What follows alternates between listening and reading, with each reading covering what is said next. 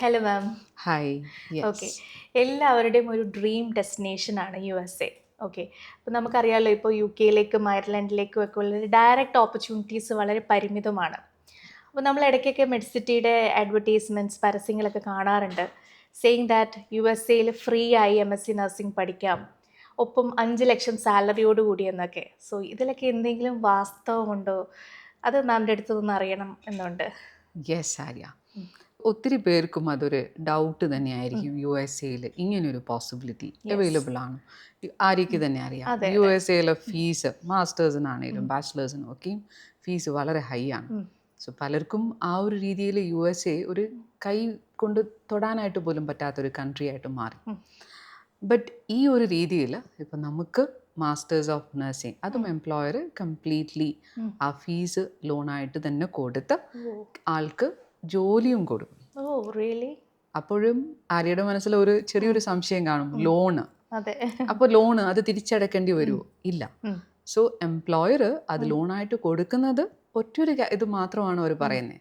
3 years ഉം. Candidate ഉം. അവരുടെ കീഴിൽ തന്നെ ആ യൂണിവേഴ്സിറ്റിയിൽ പഠിച്ചുകൊണ്ടുകൊണ്ട് അവർക്ക് ആ ഹോസ്പിറ്റൽ, ഉം. അവരുടെ ഹോസ്പിറ്റലോ അല്ലെങ്കിൽ ഒരു ലോങ് ടേം കെയർ ഫെസിലിറ്റിയാണ്, ഉം.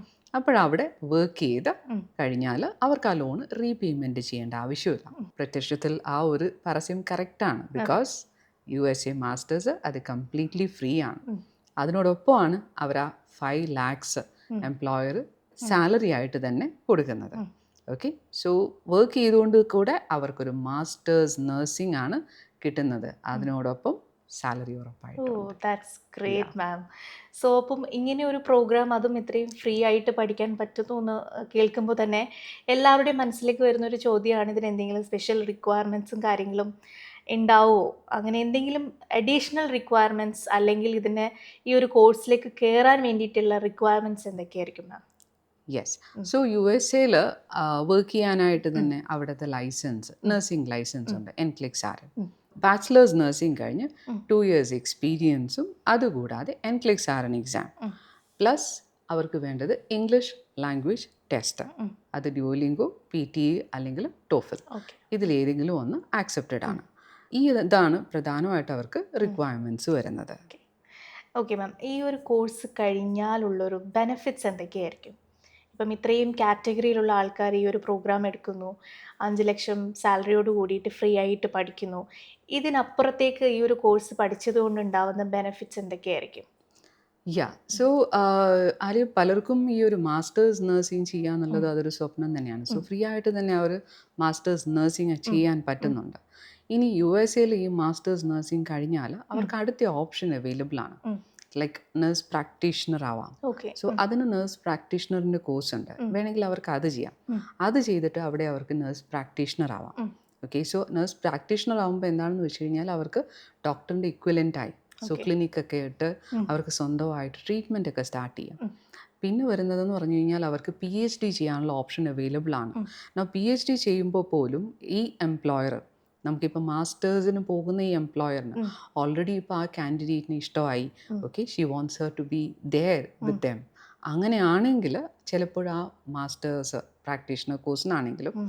അല്ലെങ്കിൽ PhD കോഴ്സിനാണെങ്കിലും ഉം. ചിലപ്പോൾ ഒരു പേയ്മെൻറ്റ് ചെയ്യാനുള്ള പോസിബിലിറ്റിയും ഉണ്ട്.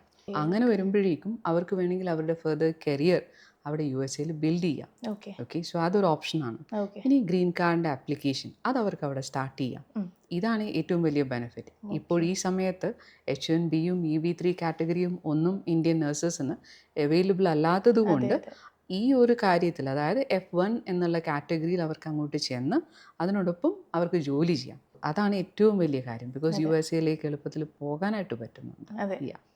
നഴ്സസിനെ സംബന്ധിച്ചിടത്തോളം ഇതൊരു വലിയ ഓപ്പർച്യൂണിറ്റിയാണ്. അപ്പോൾ മാം പറഞ്ഞു വരുന്നത് ഇത് നമ്മളുടെ ഇപ്പോൾ ഈ പറഞ്ഞ പോലെ തന്നെ BSc നഴ്സിങ്ങിനും അതുപോലെ പല കാറ്റഗറിയിലുള്ള നഴ്സസിനും ഇതൊരു ബെസ്റ്റ് ഓപ്പർച്യൂണിറ്റി എന്നുള്ള ഒരു ഒരു കാര്യമാണ് മാം പറഞ്ഞു വരുന്നത്. അപ്പം യാ. അങ്ങനെയാണെങ്കിൽ ഇനി ഫേർദർ ആയിട്ട് ഈ ഒരു പ്രോഗ്രാമിലേക്ക് പോകാൻ ആഗ്രഹിക്കുന്ന സ്റ്റുഡൻസ് അല്ലെങ്കിൽ ഇപ്പം ബാച്ചിലേഴ്സ് നഴ്സിംഗ് ആണെങ്കിലും കഴിഞ്ഞ ആൾക്കാരോട് അല്ലെങ്കിൽ കഴിഞ്ഞ സ്റ്റുഡൻസിനോട് മാമിന് എന്താണ് പറയാനുള്ളത്?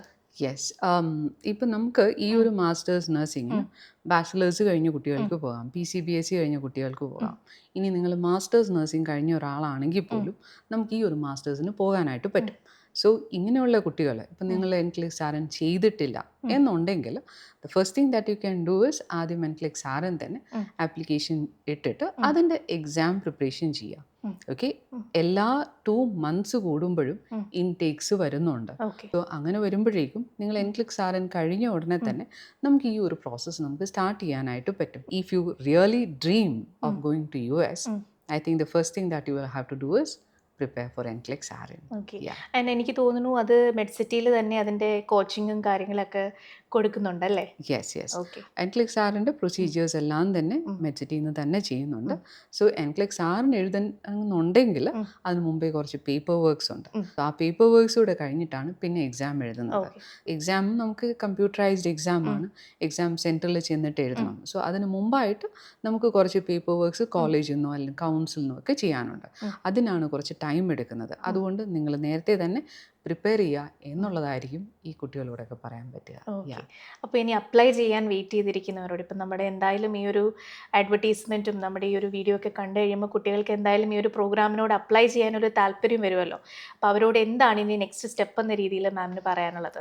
യെസ്, അപ്പോൾ ഓൾറെഡി NCLEX RN കഴിഞ്ഞ ഒരാളാണെങ്കിൽ ഉറപ്പായിട്ടും നിങ്ങളുടെ ഡോക്യുമെൻറ്റ്സും ഒക്കെയും എടുത്ത് നമുക്ക് പ്രൊഫൈൽ ഇവാലുവേഷൻ ചെയ്യാം. സോ ഉറപ്പായിട്ടും നമുക്ക് കോൺടാക്ട് ചെയ്ത് കഴിഞ്ഞാൽ ഡീറ്റെയിൽ ആയിട്ട് നമുക്ക് ഈ പ്രോസസ്സ് ഡിസ്കസ് ചെയ്തിട്ട് probably to the next step നമുക്ക് പോകാനായിട്ട് പറ്റും. NCLEX RN കഴിയാത്ത ഒരാളാണെങ്കിൽ അതിൻ്റെ കാര്യങ്ങൾ ചെയ്യാം. Okay, so that is something that you can do. And obviously, yes, you will have to contact us. Okay, thank you so much, ma'am. MedCity International Academy. Trusted hands forever.